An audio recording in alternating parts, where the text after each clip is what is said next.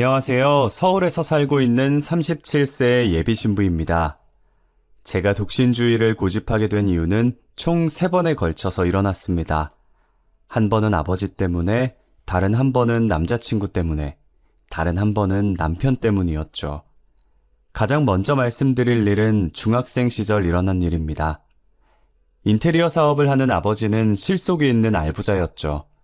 돌아가신 할아버지에게서 물려받은 건물도 있었고, 성실하고 실력이 있었던 아버지는 불황이란 걸 모를 정도로 사업을 잘 운영하셨습니다.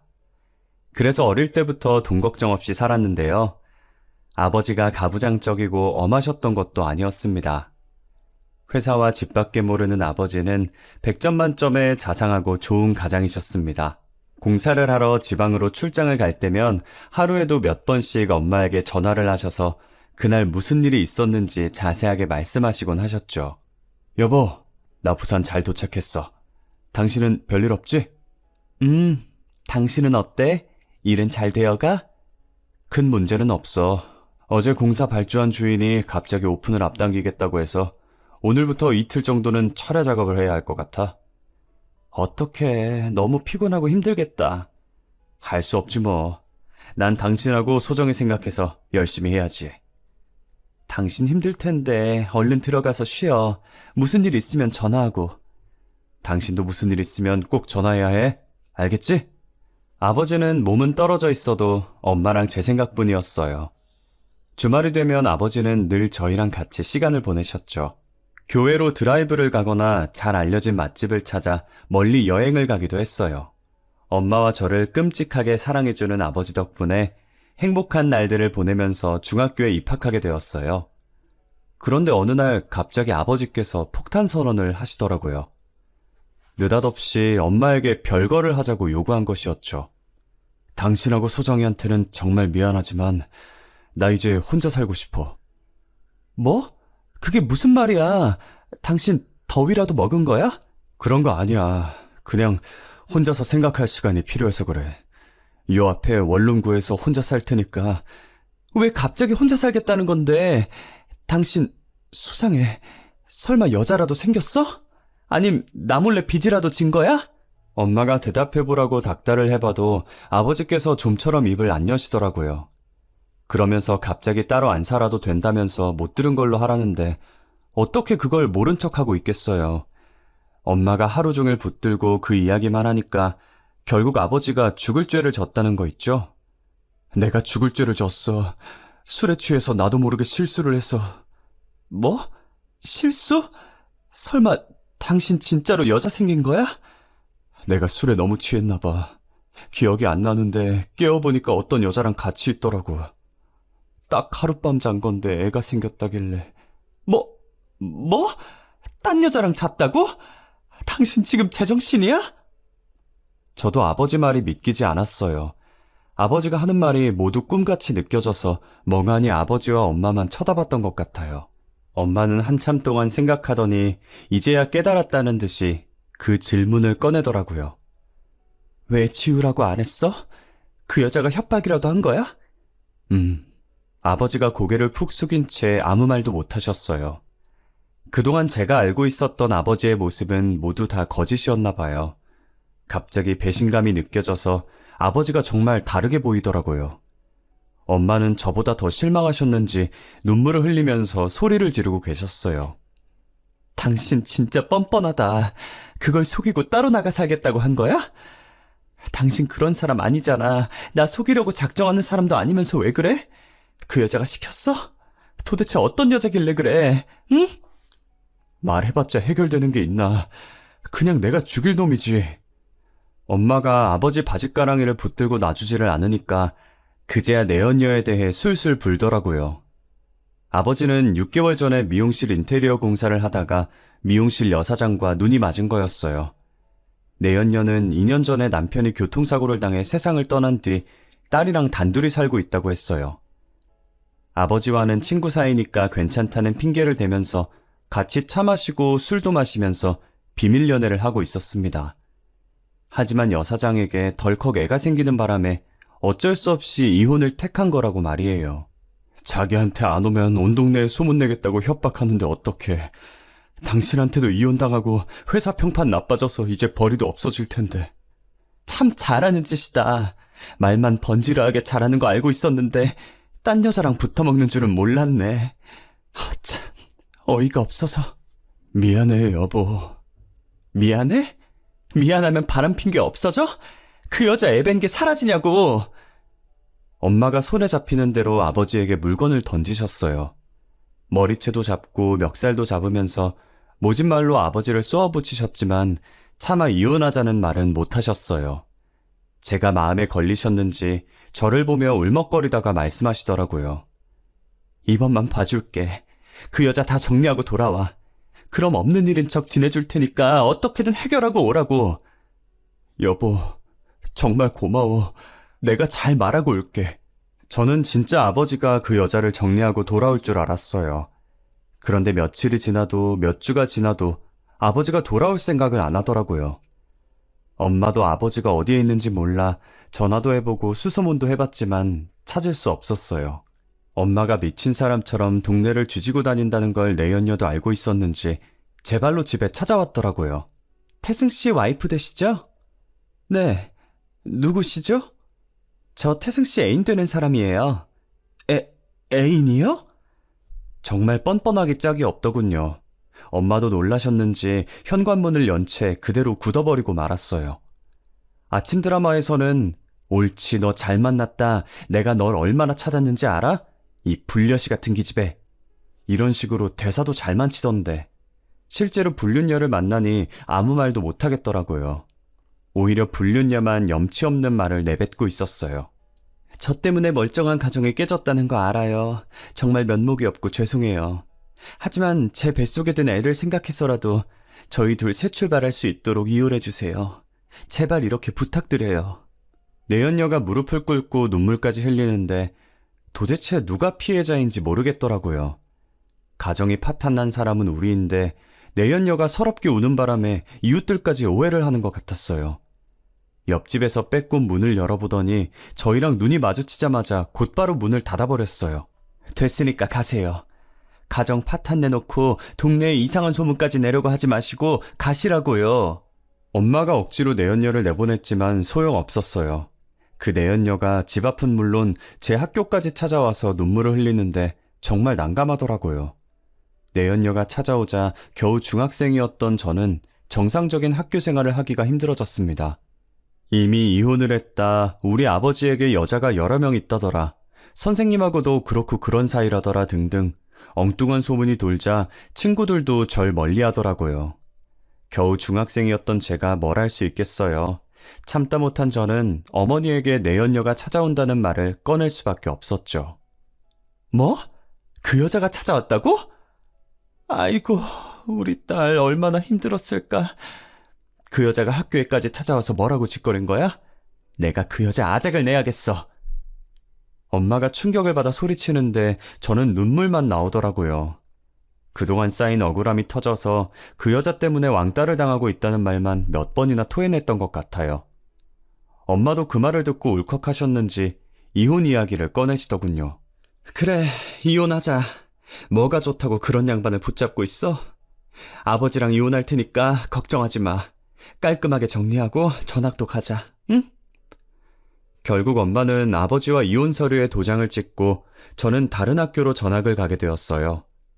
전에 다니던 곳은 걸어서 5분 거리였지만 전학을 가게 된 곳은 차를 타고 20분 넘게 걸리는 거리였어요. 학교를 옮긴 뒤 친구도 여럿 사귀었고 잘 적응했어요. 아버지에게 우리 몫의 재산도 넘겨받고 양육비도 받게 되었지만 한 가지 문제가 남아 있었어요. 저희들이 살던 아파트는 아버지 명의로 되어 있었거든요. 그러니 저희 모녀는 집에서 나가야 했죠. 그러면 아버지가 재혼녀를 아파트로 데리고 와서 재혼 생활을 시작할 계획이었어요. 아버지는 저희들에게 나가달라는 말을 차마 하지 못하고 망설이고 있었는데 엄마가 먼저 입을 열었어요. 여기가 당신 집이기도 하고 소정이 전학도 갔으니까 우리가 나갈게. 부동산에 적당한 집을 전세로 알아봐달라고 말해놨어. 일주일만 시간을 줘. 그럼 물론이지. 정말 미안해. 약속한 일주일 뒤에 엄마와 저는 다른 아파트를 구해서 이사를 했고 아버지와의 인연은 그것으로 모두 끝나고 말았습니다. 그때부터 저는 결혼 같은 건 하지 않고 혼자 살겠다고 마음을 먹었고 엄마도 그런 저를 이해해 주었어요. 네가 혼자 살겠다면 그렇게 해. 요즘은 결혼이 필수가 아니고 선택이라고 하잖아. 어차피 혼자 왔다가 혼자 가는 게 인생이야. 하고 싶은 대로 하면서 살아야지. 그래서 저는 대학 시절에도 남자 사귈 생각은 하지 않았어요. 장학금 받는 데에만 전념하다가 졸업했지만 남자들하고 접점이 없었던 것은 아니었어요. 제 외모가 그런대로 괜찮은 편이라서 귀찮게 구는 동기들이 꽤 있었거든요. 그런 놈들 상대하지 않고 학점만 챙기다 보니 졸업과 동시에 대기업에 바로 취업하게 되었네요. 남들보다 좋은 커리어와 연봉으로 살고 있다 보니 연애를 하지 않아서 후회되는 점은 없었어요. 그렇게 5년 정도가 지났을까요? 회사 사람들이 제가 독신주의라는 걸 알고 있어서 다들 남자를 소개해주겠다는 말은 안 하더라고요. 결혼은 언제 할 거냐는 질문도 안 해서 마음이 편했어요. 그런데 어느 날 늘 점심을 같이 먹던 직장 언니가 저한테 소개팅 자리를 주선하려고 하더라고요. 소정아, 너 진짜 결혼 안 할 거야? 언니, 갑자기 그건 왜? 알잖아, 나 독신주의자인 거.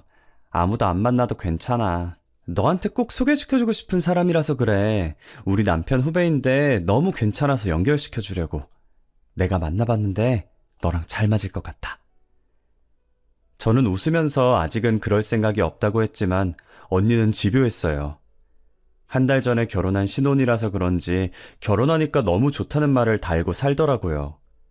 이러다 연애 좀 해라, 결혼 생각은 없냐는 말을 꺼내겠다 싶었는데 역시나 꺼내더군요. 너도 이제 곧 30이다. 더 늦으면 결혼을 하고 싶어도 못해. 내가 좋은 남자 소개해 줄 테니까 만나보자. 아, 언니, 나 남자 만날 생각 없다고 했잖아. 그럼 밥만 같이 먹어봐. 얼굴만 보는 건데 뭐 어때? 내가 만나봤는데 돈도 잘 벌고 진짜 잘생겼더라. 너 소개 안 받으면 땅을 치고 후회할 정도라니까? 안 그래도 언니가 집들이를 했을 때 만난 남편 후배 이야기를 한 적이 있었거든요. 그날 술을 마시면서 친해져서 그 뒤로도 몇 번 만난 것 같았어요. 저한테 남편 후배가 건축 설계사라서 직업도 괜찮고 성격도 좋은 것 같다고 여러 번 말했었거든요. 아, 아니에요. 그런 자리 불편해서 체할 것 같아요. 에이, 딱 한 번인데? 딱 한 번 더 어려워? 당연히 저는 어렵다고 거절했죠. 그런데 절 볼 때마다 남편 후배 이야기를 꺼내는 바람에 노이로제에 걸릴 것 같았어요. 차라리 한 번 만나버리고 훌훌 털어버리고 싶어서 연락처를 달라고 했죠. 전화번호를 저장해서 메시지를 보내봤더니 생각보다 대화하는 게 재밌더라고요. 별거 아닌 이야기였지만 이것저것 물어봐주고 저한테 적극적으로 다가오는 게 새로웠어요. 그렇게 시덥지 않은 날씨 이야기, 취미 이야기를 나누다 결국 약속을 잡게 되었죠. 약속 장소로 가니 훤칠하게 생긴 남자가 일어서서 저를 반기더라고요. 안녕하세요. 강정호라고 합니다. 만나서 반가워요. 네, 안녕하세요. 제가 시간 맞춰서 올 걸 알고 있었는지 미리 와서 차도 시켜놨더라고요. 제가 좋아하는 차 종류도 기억해놓고 주문해 주어서 첫인상이 좋았어요. 게다가 언니가 말한 대로 잘생긴 얼굴에 친절하고 차분한 말투더라고요. 특히 저를 사로잡은 건 목소리였어요. 목소리가 되게 성우 같더라고요. 건축 설계 하신다고 들었는데 목소리가 성우 같으시네요. 아, 네, 감사합니다. 대학 다닐 때 방송반이었어요. 성우도 잠깐 꿈꿨었는데 어떻게 맞추셨네요? 제가 목소리가 좋다고 하니까 그런 말을 많이 들었다고 하면서 자랑을 하더라고요. 그 모습이 재수없거나 이상한 건 아니었어요. 재미있기도 했고 저한테도 칭찬을 많이 해주어서 어색한 것도 많이 없어졌거든요.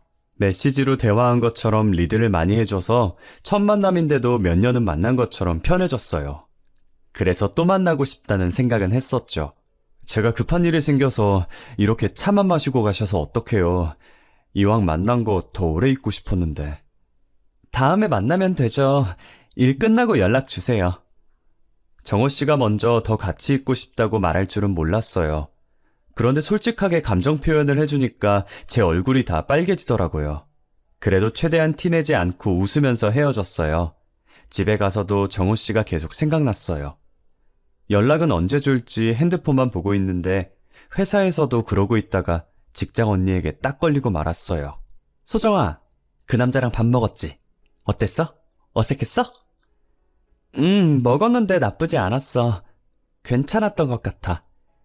그냥 괜찮은 느낌이 아닌 것 같은데? 너 아까부터 핸드폰만 쳐다보고 있잖아. 내가 언제 그랬다고 그래. 나 그런 적 없어. 에이, 나한테 속일 걸 속여라. 너 정우 씨가 완전 마음에 들었구나? 마음에 든 거 아니라고 시치미를 뗐지만 속으로는 더 만나봤음 하는 마음이 컸죠.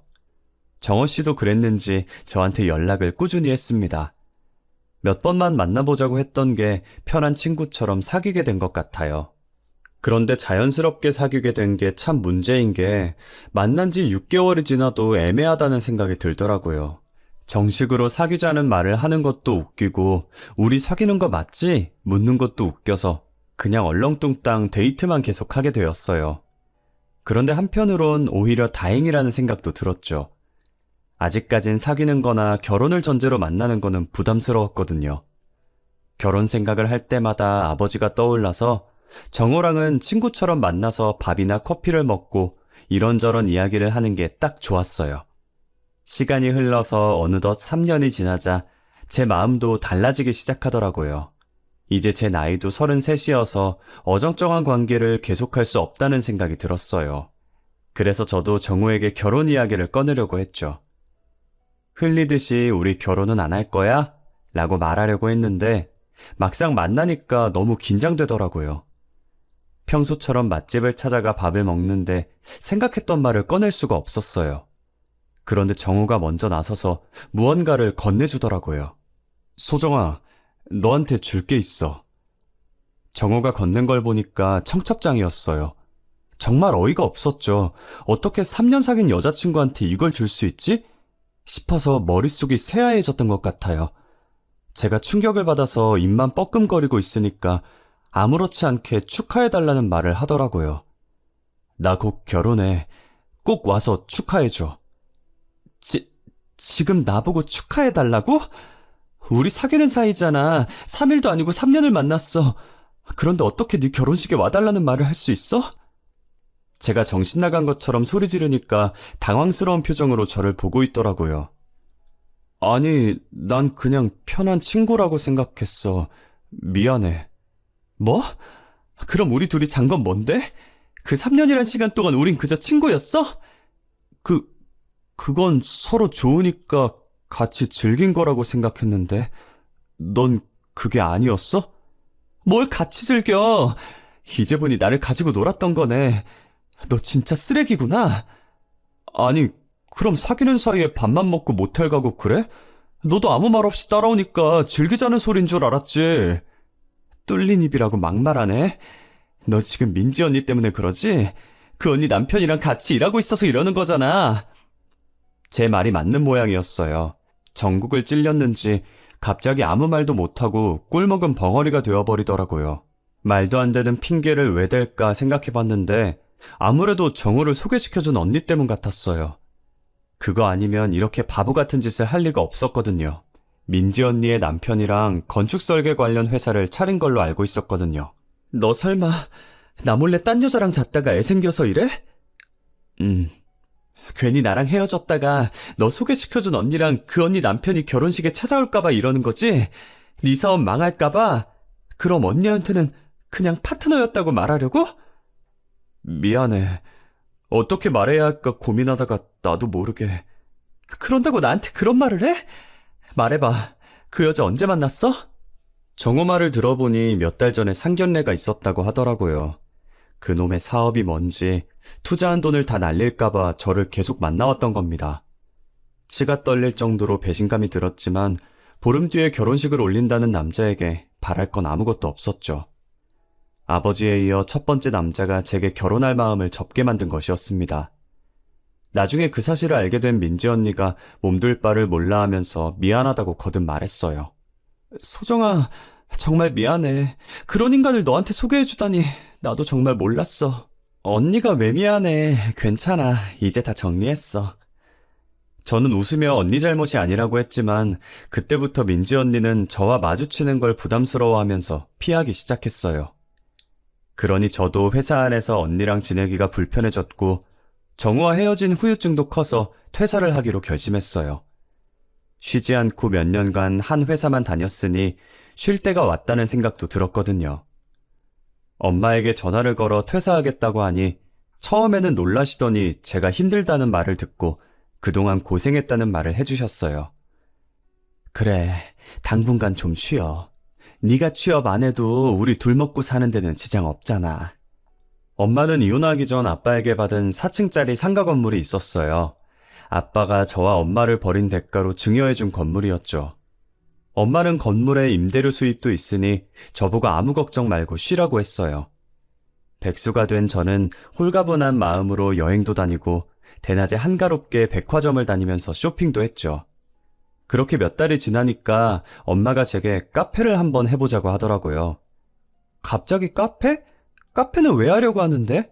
건물 1층에 있던 편의점이 결국 폐업하고 나간다네? 저희 건물 1층에 편의점이 있었는데 근처에 편의점이 3개나 더 생기더니 결국 폐업을 결정한 것 같더군요. 편의점이 많이 생기기 전까지 장사가 잘 됐으니 도전해보자고 저를 부추겼어요. 다른 세입자 구하지 말고 프랜차이즈로 카페 해보게. 엄마가 도와줄게. 내가 보기에 잘 될 것 같아. 저도 몇 달을 놀고 먹으니 몸이 근질근질하던 참이라 별 생각 없이 엄마 말을 따르기로 했어요. 사실 돈을 번다기보다는 그저 소일거리로 카페를 차렸던 거였어요. 요즘 프랜차이즈는 본사에서 다 지원해주기 때문에 장비 사용에 대한 간단한 교육만 받으면 되니까요. 오랜만에 이것저것 배우게 되니까 기분 전환이 되는 것 같았어요. 교육 담당자 분께서도 친절하게 잘 가르쳐 주셨고요. 카페 운영은 처음이시죠? 저희는 다른 프랜차이즈하고는 다릅니다. 사장님이 일에 익숙해지실 때까지 본사에서 전문 바리스타를 파견해 드릴 거예요. 물론 인건비는 사장님이 지불하셔야 합니다.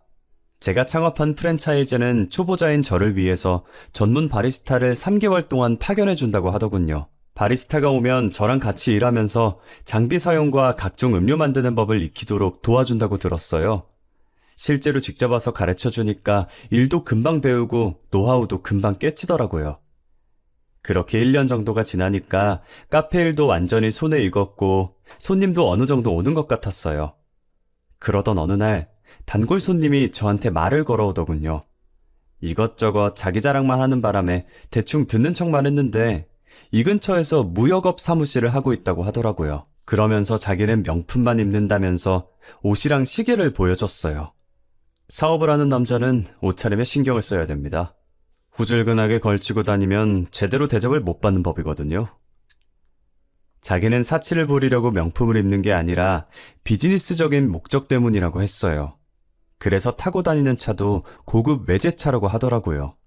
처음에는 허구한 날 돈 자랑만 해서 뭐 저런 사람이 있나 했는데 일주일에 서너 번씩 카페에 들리니까 익숙해지더군요.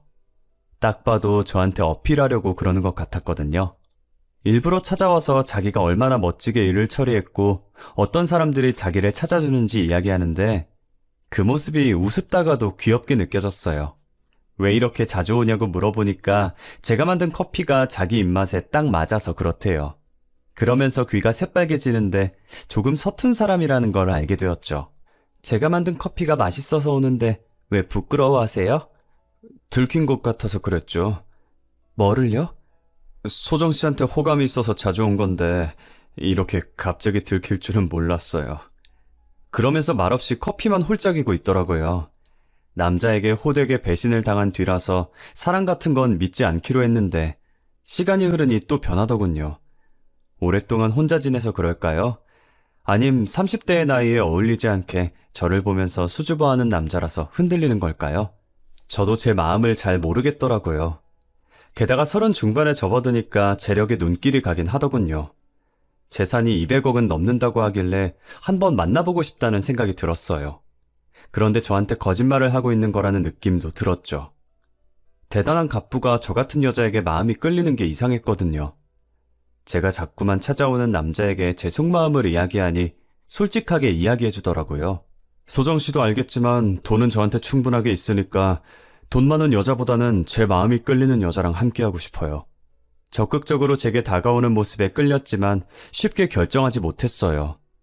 그런데 매일 찾아와 차 한 잔, 커피 한 잔을 하다 보니 자연스럽게 식사도 함께하게 되더군요. 그러다가 사이가 깊어져서 몇 달간의 교제 끝에 결혼 이야기까지 오가게 됐습니다. 진지하게 교제한다고 생각할 쯤 때마침 남편 사업이 날개 돋듯 잘 되어가기 시작했어요. 국내 공장에서 생산한 생활용품들을 필리핀이나 베트남 같은 동남아 지역에 판매하게 되었다고 하더라고요. 특히 베트남 쪽이 잘 돼서 현지에 공장을 지을 계획이라고 했어요. 그러면서 서둘러 결혼하자고 상견례 날짜를 잡자 하더군요. 소정아, 우리 빨리 결혼하자. 우리들 나이 생각하면 지금 이 결혼 미룰 이유가 없잖아. 너무 서두른다는 생각이 들었지만 나이도 나이인지라 노산이 걱정되기도 했어요. 또 결혼이 남녀가 하는 것이 아니라 집안과 집안끼리 한다는 말이 있듯이 직접 만나봐야 하기 때문에 인사부터 해야겠다는 생각도 들었죠. 남편이 워낙 재산이 많이 있어서 저를 반대할 것 같았거든요. 시댁은 도대체 어떤 분위기일까 했는데 제 생각보다 굉장해서 깜짝 놀랐어요. 드라마에서나 볼 법한 2층 단독주택이었거든요. 넓은 정원이 으리으리한 저택에 온화하고 세련되게 생긴 시어머니까지. 갑자기 저에게 다가온 현실이 믿기지 않더라고요. 그런데 시어머니께서 저를 보자마자 바로 결혼을 승낙하시더군요. 얼른 상견례 날짜 잡고 결혼식은 언제 할지 의논하도록 하자. 네 아버지가 살아계셨으면 좋아하셨을 텐데. 처음에는 이상하다고 생각했는데 시아버지께서 세상을 떠났다는 말을 듣고 납득이 됐어요. 어머님도 몸이 많이 안 좋아서 결혼을 서두르고 싶다고 하시더라고요. 그렇게 일주일 뒤에 호텔에서 상견례를 하게 되었어요. 제 부모님도 시어머니의 품격 있고 교양 있는 태도를 보고 좋은 집안과 사돈을 맺었다고 좋아하셨죠. 화기애애한 분위기 속에서 결혼식 이야기를 하고 있는데 남편이 갑자기 전화를 받고 얼굴이 굳어지더니 급히 밖으로 나가더군요. 그런데 잠시 후에 밖이 소란해지더니 웬 남자가 버럭 소리를 지르며 들어왔어요. 정말 해도 너무들 하시네. 이번엔 어떤 여자 인생을 망치려고 들어? 시어머니가 나가라고 뜯어 말리는데도 그 남자가 저희 부모님을 붙잡고 매달리더라고요. 절대 이런 인간들하고 사돈 맺으시면 안 됩니다. 지금 이놈들이... 형! 지금 여기서 뭐 하는 거야?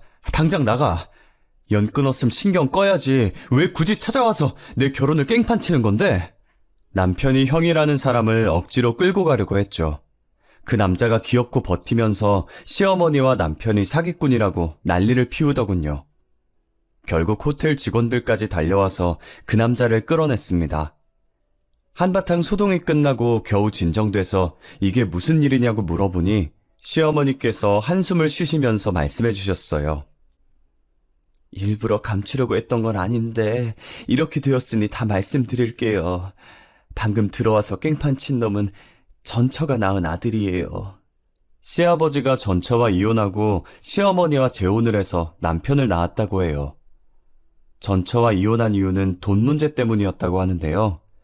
전처는 시아버지의 회사와 재산을 자기 차지로 만들기 위해서 회사의 간부들과 짜고 음모를 꾸몄다고 합니다. 그것을 알아차린 아버님은 전처와 이혼하고 얼마 안 돼서 시어머니와 재혼했다고 말하더라고요. 그런데 당뇨와 고혈압 때문에 생긴 합병증으로 갑작스레 세상을 떠났다고 하고요. 시아버지가 돌아가신 뒤에 남편이 유산을 상속받게 되자 전처의 아들인 이복형이 찾아와서 자기 몫의 재산을 가져가겠다고 우겼다고 합니다. 재산을 주지 않았더니 아직도 남편과 시어머니를 협박하고 있다며 그래서 이 결혼 자리도 파토내려고 찾아온 거라고 하더군요. 당연히 저희는 믿지 못하는 눈으로 쳐다보니 급기야 눈물까지 흘리면서 말씀하시더라고요. 사돈은 저런 놈 말 믿으시면 안 되죠. 저놈은 지 아버지만 믿고 술과 도박에 빠져서 건달처럼 살던 놈이에요. 인생이 불쌍해서 재산을 조금 떼주었는데 그새 다 써서 더 달라고 계속 덤벼드네요. 시어머니는 남편 이복형이 알코올 중독 기질이 있고 정신이 온전치 못한 상태라고 했어요. 왜 결혼을 서두르나 했는데 엄청난 재산을 가진 시댁에 숨겨진 흑역사가 있다는 걸 알게 되었죠. 상견례 자리가 끝나자 남편이 울면서 이복형에게 당한 수모를 말하더군요. 자기가 만난 여자들한테 찾아가 헤어지게 만들고 헤어지지 않으면 협박까지 했다고 하더군요. 그것 때문에 정신과도 다니게 됐다면서 복용하던 약도 보여주길래 믿을 수밖에 없었죠. 물론 저희 엄마는 조금만 더 생각해보자고 하셨지만 남편이 너무나 불안해했어요. 틈만 나면 자기를 버릴 거냐, 이복형이 찾아온 건 아니냐, 저 없이는 못 산다고 매달리니까 안쓰럽더라고요. 게다가 제 눈치를 보면서 제가 좋아하는 건 다 하려고 하고 다정한 눈빛으로 봐주니까 남편을 놔줄 수가 없었어요. 헤어지기는 싫고 결혼은 고민되고 제가 애매하게 구니까 남편이 그럼 동거만 하자고 하더라고요. 그런데 결혼을 약속한 사이였는데 동거만 하게 되나요? 동거하다 보니 결혼한 거나 다름없다는 생각이 들더군요. 남편도 그렇게 생각했는지 갑자기 제게 결혼 이야기를 꺼냈어요. 나랑 같이 살아보니까 어때? 힘든 건 없어? 응? 당연히 좋지. 뭐가 힘들겠어. 당신이 집안일 다 하려고 하고 요리도 거의 다 해주잖아. 그러면 이제 결혼하는 건 어때? 사람들이 와이프냐고 물어볼 때마다 기분이 좀 그러네. 당당하게 내 와이프라고 말하고 싶은데. 남편이 저를 위해 정말 노력하고 있다는 생각이 들었죠. 제가 힘들까봐 집안일을 더 많이 하려고 하고 피곤해도 저랑 이야기하려는 게 느껴졌으니까요. 게다가 제 마음이 열릴 때까지 기다려줘서 혼인신고를 먼저 하기로 했어요. 남편이 저를 놓치기 싫다 워낙 때를 쓰니 저희 부모님 허락을 받는 대로 결혼식을 올리려고 했죠. 그런데 혼인신고를 끝내고 일주일 정도 지나니 남편은 여러 가지 이유를 대면서 제게 돈을 요구하기 시작했습니다. 여보, 혹시 2억 정도만 구해줄 수 있어? 아니, 갑자기 무슨 2억을 달라고? 그렇게 큰 돈이 왜 필요한 건데? 베트남 거래처에서 대금을 결제해주지 않아서 지금 쓸 자금이 전부 막혀버렸어. 남편이 베트남 거래처의 자금 사정이 안 좋아져서 한 달 뒤에나 해결이 된다고 하더라고요. 이러다가 큰일 날 것 같다고 저를 달달 볶는 바람에 말할 곳이 없어서 친정엄마한테만 슬쩍 말해봤죠. 물론 결혼을 반대할까봐 운영하던 카페 2호점을 만들고 싶다는 핑계를 대며 2억을 빌렸어요. 그런데 남편은 얼마 뒤에도 똑같은 이유로 제게 돈을 가지고 오라고 하더군요. 2억 빌린 지 며칠 되지도 않았는데 왜 그러냐고 따지니까 한 달 뒤면 돌려줄 수 있다고 큰 소리를 치더라고요. 그때 의심하는 거였는데 바보같이 남편에게 속고 말았습니다. 한 달 뒤에 친정에서 빌린 돈은 언제 줄 거냐고 물으니까 남편이 황당하다는 눈빛을 보냈어요. 그 돈은 장모님이 준 거 아니었어? 남편이 친정에서 그냥 준 돈인 줄 알았다고 엉뚱한 소리를 하더라고요. 전 어이가 없었지만 남편이 돌려줘야 하는 줄 몰랐다고 발뺌을 하니 시어머니에게 전화를 했어요. 으리으리한 저택에 사는 시댁이라면 2억을 200만 원처럼 생각하고 돌려줄 줄 알았거든요. 그런데 시어머니께서 이상한 제안을 하셨어요. 내가 널 딸처럼 생각해서 하는 말이니까 오해하지 말고 들어라. 내가 돈이 좀 필요해서 말인데. 제가 2억 이야기를 꺼내기도 전에 오히려 돈을 달라고 요구하시더라고요. 시어머니는 결혼식을 올린 정식 부부는 아니지만 이젠 한 식구나 마찬가지라고 생각한다면서 남편에게는 비밀로 하고 용돈을 달라고 하셨어요. 저는 어이가 없었지만 최대한 예의 바르게 말하려고 노력했죠. 왜 갑자기 돈이 필요하세요? 무슨 일이 있으시길래? 내가 몸이 안 좋아서 그래. 수술도 해야 하는데 수술 후에는 재활도 받아야 하고 한 500 정도면 될 것 같네. 네? 500이라고요?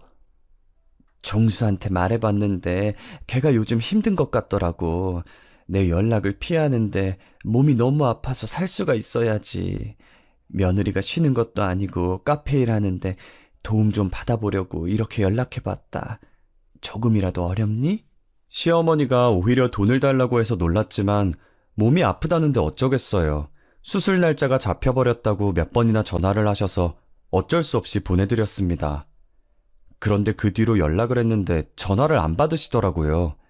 문자로 수술 날짜를 물어봤더니 사돈을 다시 봐야 한다는 둥, 결혼식 날짜를 받아야 한다는 둥 이상한 말을 자꾸 꺼내면서 제 질문에 답을 해주지 않았어요. 얼렁뚱땅 수술 날짜 이야기만 쏙 빼서 어디를 수술했는지도 들을 수 없었죠. 하지만 시어머니가 원래 몸이 안 좋다는 소리를 들어서 그런지 수술을 했다는 사실을 의심하지 않았어요. 하지만 어머님께서 어떻게 저희 엄마를 설득했는지 엄마가 갑자기 먼저 결혼식 이야기를 꺼내더라고요. 요즘 뭐해? 우리 사위는 잘 지내고 있니? 슬슬 결혼식 날짜 잡아야지. 결혼식? 며칠 전까진 조금만 생각해보라고 했잖아. 사돈이 너무 지극정성으로 연락하고 매일 보러 오는데 어떡하니. 명품이니 뭐니 좋은 거 사주고 비싼 밥만 얻어먹는데 내 눈치를 엄청 보더라. 우리 아들이 너무 좋아해서 결혼시켰으면 좋겠다고. 그런 말 듣고 있는데 내가 괜한 오해를 한 것 같더라고. 성치 않는 몸으로 저랑 남편을 결혼시키려고 온갖 고생을 다 하신 것 같더라고요. 시어머니를 당장 만나서 제대로 물어보려고 했지만 엄마가 저를 말렸어요. 행여나 사돈한테 내가 말했다고 하지 마라. 제발 말하지 말아달라고 사정하더라고. 아들 자존심 상할까봐 그러는 거겠지. 엄마가 이렇게 말하는데 어떻게 아는 척할 수 있겠어요. 좋은 시댁을 만났다고 애써 생각하며 결혼식 날을 정했습니다. 정신없이 남편과 같이 결혼식 준비를 하는데 정말 시간이 빨리 가더군요. 그동안 몇 번이나 시어머니께 연락을 해봤어요. 그런데 이제는 문자도 안 보시고 도통 연락이 안 되시더라고요. 남편한테 말하니까 몸이 안 좋으셔서 그런 것 같다고 말했습니다. 결국 어떻게든 만나뵈려던 시어머니는 결혼식장에서 겨우 볼 수 있었습니다. 수술을 한 몸치고는 생각보다 멀쩡한 모습으로 신부대기실로 들어와 축하를 해주시더라고요. 그래서 깜짝 놀라 드레스가 밟히는지도 모르고 자리에서 일어섰죠. 어머님, 몸은 괜찮으세요? 수술 날짜 이야기해 주신다면서 그 뒤로 연락이 안 돼서 걱정했어요. 얼굴도 예쁜데 이렇게 성격까지 좋을까? 수술은 잘 됐으니까 신경 쓰지 말아라. 이제 내 건강은 내가 챙길게. 아, 네, 어머님, 감사해요. 앞으로 아프시면 저 꼭 불러주세요. 아휴, 안 그래도 된다니까. 나는 하객들 맞아야 하니 나가 있으마. 걱정하던 시어머니를 뵈니까 긴장이 좀 풀리더라고요. 갑자기 화장실에 가고 싶어져서 들러리의 도움을 받아서 일을 보러 갔죠. 비어있는 칸으로 들어가 조심조심 드레스를 들어올리려는데 옆 칸에서 익숙한 목소리가 들려왔어요. 사장님, 저예요. 네, 카페를 담보로 하면 1억은 대출이 되는 거죠? 네, 제 며느리 카페예요. 서류는 전부 준비했고 오늘 괌으로 출발하면 내일 시작할 거예요. 네, 그럼 잘 부탁드립니다. 실수 없이 할게요. 아무리 들어봐도 시어머니 목소리였어요. 제 카페를 뭐 어떻게 한다는 거고 실수 없이 한다는 말은 또 무슨 말일까요? 순간 등골이 서늘해지면서 온몸에 소름이 돋더라고요. 저희가 신혼여행을 괌으로 가기로 했는데 저 몰래 제 카페에 대출을 받으려는 속셈이었죠. 그 사실을 알고 신부대기실로 돌아오니 머릿속이 엄청나게 복잡해졌습니다. 그 순간 남편의 이복형이 신부대기실로 급히 뛰어들어왔습니다. 여기 있으면 큰일 나요. 당장 나 따라와요. 어서! 거칠게 제 손을 잡길래 영문도 모른 채 뛰어야만 했습니다. 평소 같았음 뭐 하는 짓이냐고 뿌리쳤을 테지만 이복형에게 묻고 싶은 것들이 있었거든요. 한참을 달리다 결혼식장에서 떨어진 대로변까지 오게 되었습니다. 많이 놀랐죠? 미안해요. 하지만 상황이 너무 급해서 어쩔 수 없었어요. 만약 식 마치고 괌으로 갔으면 소정 씨는 전 재산 전부 날릴 뻔했다고요. 어떻게 알고 계셨어요? 저도 우연히 알게 돼서 깜짝 놀랐는데. 혹시 어머니께서 저를 이복 형제라고 하셨나요? 제가 그렇다고 하니 남편이 감추고 있던 비밀을 말해주더군요. 저는 정말 믿을 수 없어서 멍하니 이복형이 하는 말만 듣고 있었어요. 사실 종수는 제 이복 동생이 아니라 친동생이에요. 그리고 부끄럽지만 저희 어머니랑 제 동생은 돈에 미쳐서 여자한테 사기치다가 저한테 걸려서 저는 가족들과 연을 끊은 상태고요. 이복형을 제외한 모든 가족이 사기꾼이었다니 너무 큰 충격을 받아 숨도 제대로 쉬지 못하고 듣고만 있었습니다. 종수 그 자식은 3년 전에도 제 친구 여동생을 홀려서 돈을 뜯어내려다가 다 들켜서 교도소까지 갔다 왔어요. 제가 종수를 욕하자 어머니는 오히려 종수 편을 들면서 이렇게라도 돈을 벌어야 된다며 정신 나간 소리를 해댔어요. 지금 제가 들은 말이 전부 사실인가요? 그럼 그쪽이 상견례장에 찾아온 것도 사기를 막아주려고 온 거고요? 네. 어머니랑 종수가 또 결혼을 준비한다길래 그쪽한테 또 무슨 짓을 벌일까 두려워서 제가 나선 겁니다. 사건의 전말을 알게 되자 저는 기가 막혀서 허탈한 웃음이 나왔어요. 다행히 저는 그 길로 결혼식을 파토내고 곧바로 변호사와 상담하여 남편에게 이혼 소송을 걸었습니다. 잠시나마 사기꾼들을 가족으로 생각했던 제 자신을 원망하게 되더라고요.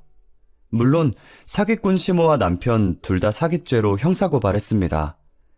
고소장을 확인한 전 남편은 끝까지 저를 속이려고 달콤한 말만 늘어놓더라고요. 난 어머니한테 이용당한 거야. 나도 이렇게 살고 싶지 않았는데 자기 말대로 하지 않으면 너한테 다 말해버릴 거라고 해서 그게 너무 무서워서 그랬다고. 이러면서 눈물을 흘리는데 이제는 불쌍하지도 않고 정말 가증스럽더군요. 이런 남자가 뭐가 좋다고 결혼을 하겠다고 마음을 먹었는지 아직도 제가 너무 바보같이 느껴집니다. 세상 물정 모르는 어린애도 아니고 다 큰 여자가 이런 일을 당했다고 하면 비웃음을 당할까봐 어디에다 대고 말도 하지 못했습니다. 그 뒤로 아무도 믿지 못하고 연애도 결혼도 모두 다 포기한 상태입니다. 아버지의 불륜에 첫 남자친구의 배신, 그리고 사기꾼을 만나 망가진 제 인생. 한 사람이 당한 수모라고 하면 누가 과연 믿어줄까요? 독신주의를 넘어서 이제 사람도 믿지 못하겠는데 저는 어찌하면 좋을까요?